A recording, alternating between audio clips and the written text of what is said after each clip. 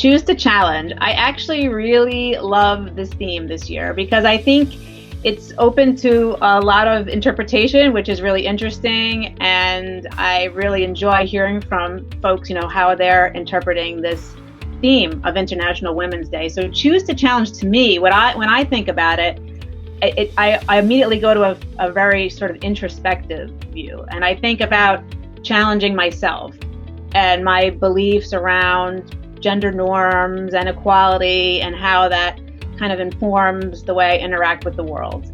And, one thing that I think of right away when I think of choose to challenge and doing this introspection, I think of my 2 teenage children. I have a 13-year-old daughter and a 15-year-old son. And, they are very at ease challenging gender norms. And also have very high expectations, of others and of themselves, in this space around, challenging things that don't feel right, don't look like right. And I am going to try to learn from that ease and from that challenge that they do so easily. So I'm going to be challenging myself to maybe think a little bit more like Gen Z during this month and moving forward and see if that is changing, the way I'm interacting with the world. See, I believe with every challenge there comes a change. I'm an ardent believer of Mahatma Gandhi's philosophy, which is be the change you wish to see in the world.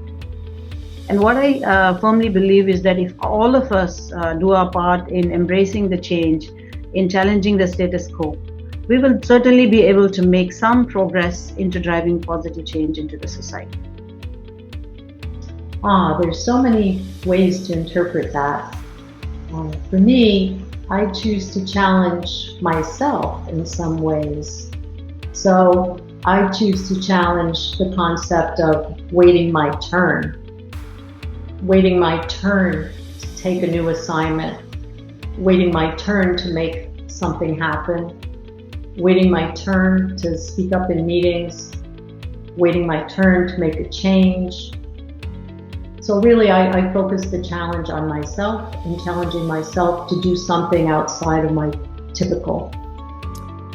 My most significant choose to challenge was a trip that I took in 2012 as part of a team of breast cancer survivors who went to Antarctica.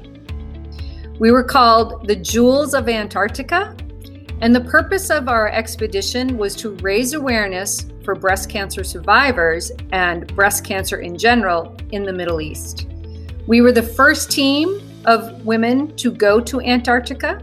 We achieved a lot of first, and we created a lot of visibility for breast cancer awareness in that region of the world, which obviously is a region where most people don't even talk about something like breast cancer awareness.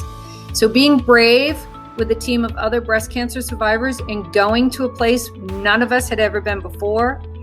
We hiked, we snowshoed, we kayaked, we summited a peak for the first time, and we were able to name it Pink Ribbon Peak because we were the first group of explorers there. That was a true challenge, and we all chose to take it.